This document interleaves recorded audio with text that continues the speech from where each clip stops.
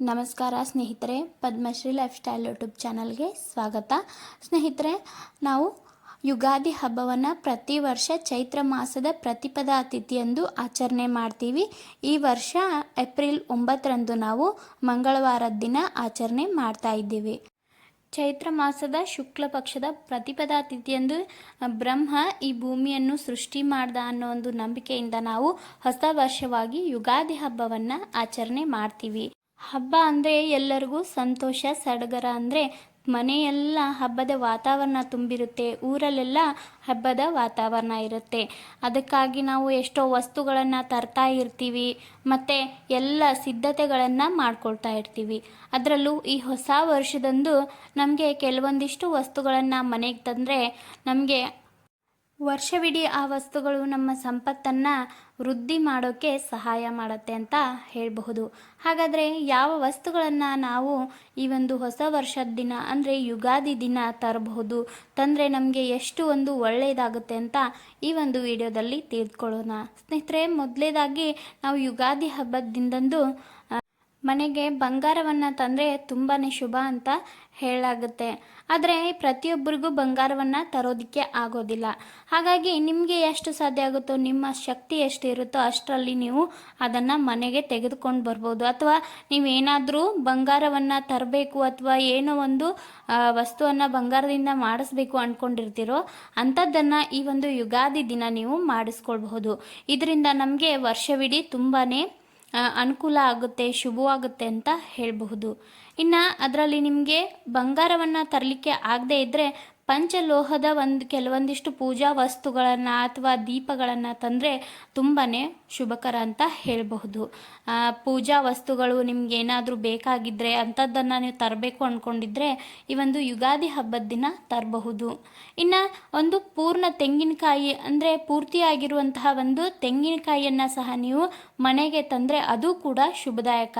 ಅಂಥ ಒಂದು ತೆಂಗಿನಕಾಯಿಯನ್ನು ತಂದು ನೀವು ಒಂದು ಕೆಂಪು ಬಟ್ಟೆಯೆಲ್ಲ ಕಟ್ಟಿ ಪೂಜೆಯನ್ನು ಮಾಡಿ ಅದನ್ನು ನಿಮ್ಮ ತಿಜೋರಿ ಅಥವಾ ನೀವು ಹಣವನ್ನು ಸಂಗ್ರಹಿಸಿ ಇಡುವಂತಹ ಒಂದು ಜಾಗದಲ್ಲಿ ಸಹ ಇಡಬಹುದು. ಇದು ಕೂಡ ನಮ್ಮ ಸಂಪತ್ತನ್ನು ವೃದ್ಧಿ ಮಾಡೋಕ್ಕೆ ಸಹಾಯ ಮಾಡುತ್ತೆ ಅಂತಲೇ ಹೇಳ್ಬೋದು.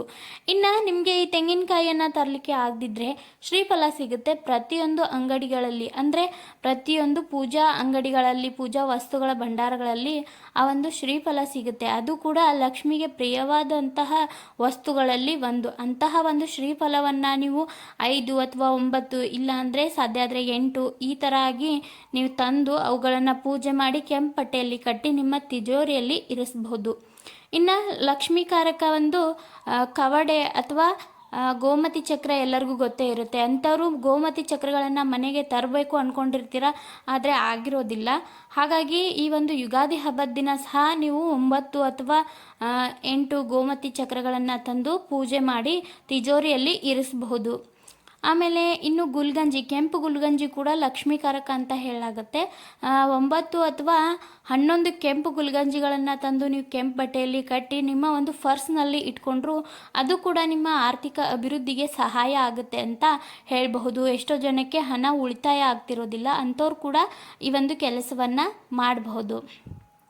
ಇನ್ನು ಪಂಚಲೋಹದ ಒಂದು ಆಮೆಯನ್ನು ನೀವು ಯಾರಾದರೂ ಮನೆಗೆ ತರಬೇಕು ಅಂದ್ಕೊಂಡಿದ್ರೆ ಅದನ್ನು ಕೂಡ ಯುಗಾದಿ ಹಬ್ಬದ ದಿನ ಮನೆಗೆ ತರ್ಬೋದು. ಇಲ್ಲ ನೀವು ಜೀವಂತವಾಗಿರೋ ಒಂದು ಆಮೆಯನ್ನು ತರಬೇಕು, ಸಾಕಬೇಕು ಅಂದ್ಕೊಂಡಿದ್ರೆ ಆ ಆಮೆಯನ್ನು ತಂದು ಕೂಡ ನೀವು ಯುಗಾದಿ ಹಬ್ಬದ ದಿನ ಸಾಕಬಹುದು.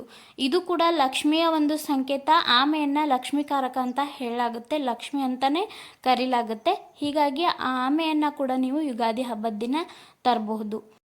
ಶಂಖವನ್ನು ಅಂದರೆ ದಕ್ಷಿಣಾಮೂರ್ತಿ ಶಂಖವನ್ನು ಮನೆಯಲ್ಲಿ ಎರಿಸೋದ್ರಿಂದ ಹಣದ ಹರಿವು ಸಹ ಹೆಚ್ಚಾಗುತ್ತೆ ಅಂತ ಹೇಳ್ಬೋದು. ಹಾಗಾಗಿ ಯುಗಾದಿ ಹಬ್ಬದ ದಿನ ನೀವು ದಕ್ಷಿಣಾವರ್ತಿ ಶಂಖವನ್ನು ತಂದು ಪೂಜೆ ಮಾಡಿ ನೀವು ಹಣ ಇಡುವಂತಹ ಜಾಗದಲ್ಲಿ ಅಥವಾ ತಿಜೋರಿಯಲ್ಲಿ ಸಹ ಅದನ್ನು ಇಡಬಹುದು.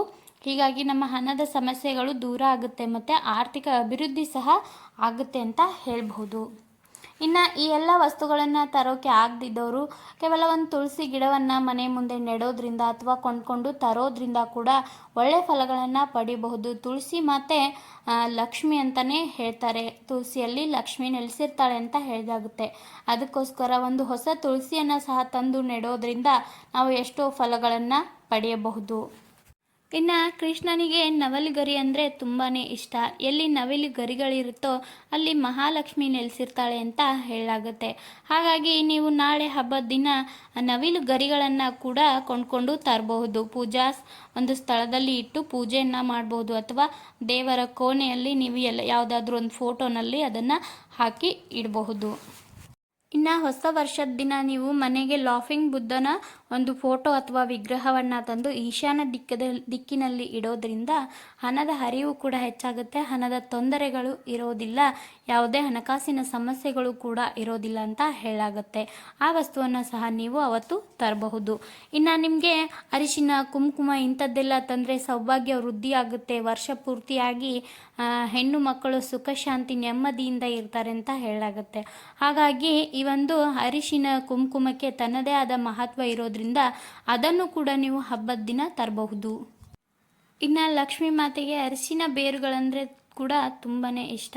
ಸೊ ಹಾಗಾಗಿ ಅವತ್ತಿನ ದಿನ ನೀವು ಅರಿಶಿನ ಬೇರುಗಳನ್ನು ಅಥವಾ ಅರಿಶಿನವನ್ನು ಕೂಡ ತರಬಹುದು, ತಂದು ಇಟ್ಟು ಪೂಜೆಯನ್ನು ಮಾಡ್ಬೋದು, ಅಥವಾ ನೀವು ಯಾವುದಕ್ಕಾದರೂ ಬಳಸಬಹುದು.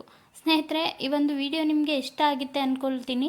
ವಿಡಿಯೋ ಇಷ್ಟ ಆಗಿದ್ದರೆ ಲೈಕ್ ಮಾಡಿ. ಇನ್ನು ಯಾರ ಚಾನಲ್ಗೆ ಸಬ್ಸ್ಕ್ರೈಬ್ ಆಗಿಲ್ವೋ ದಯವಿಟ್ಟು ಸಬ್ಸ್ಕ್ರೈಬ್ ಮಾಡಿಕೊಂಡು ಪಕ್ಕದಲ್ಲಿರೋ ಬೆಲ್ ಐಕನನ್ನು ಕ್ಲಿಕ್ ಮಾಡಿದ್ರೆ ನಮ್ಮ ಎಲ್ಲ ವಿಡಿಯೋದ ನೋಟಿಫಿಕೇಷನ್ಗಳು ನಿಮಗೆ ಸಿಗುತ್ತೆ. ಮತ್ತೆ ಒಳ್ಳೆಯ ವಿಡಿಯೋ ಮೂಲಕ ಸಿಗ್ತೀನಿ. ಹೋಗಿ ಬರ್ತೀನಿ. ಬಾಯ್.